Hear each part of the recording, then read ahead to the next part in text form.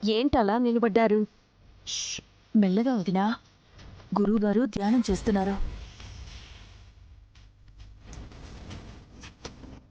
నాయని పరిస్థితిని చెక్కబెడతారు అనుకుంటే హాయిగా కూర్చుండిపోయారు. మీరు ఎక్కువగా మాట్లాడకుండా ఉంటే మంచిదండి, లేదంటే కమండలం తీసుకొచ్చి మరీ కొట్టేలా ఉన్నారు. సైలెన్స్. గురువుగారు కళ్ళు తెరుస్తున్నారు.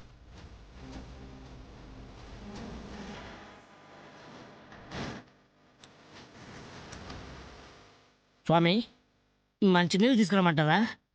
వద్దు పావన, నైనీని రమ్మనండి. నైనక్క, ఓ నైనక్క! వినిపించలేదనుకుంటా. త్రినేత్రి అని పిలవండి, వస్తుంది. నా వల్ల కాదు, మీరే పిలవండి. తమ్మి, నువ్వు నైని అన్నా సరే మొదలిస్తుంది కదా. నైని, నైని ఎక్కడున్నావు? హాల్లోకి రా. నైని, వస్తున్నాను బాబుగారు.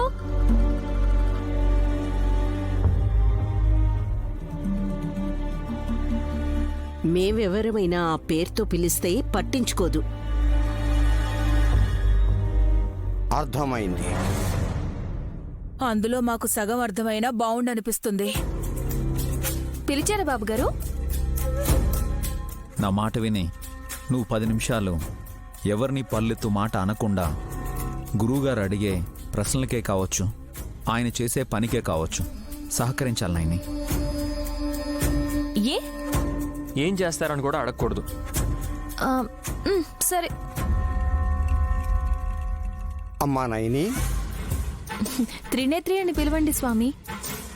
అలాగే త్రినేత్రి. నీ ఆదర్శ దైవం అమ్మవారు. ఆ తల్లి సాక్షిగా నువ్వు అంతా సత్యమే చెప్పాలి.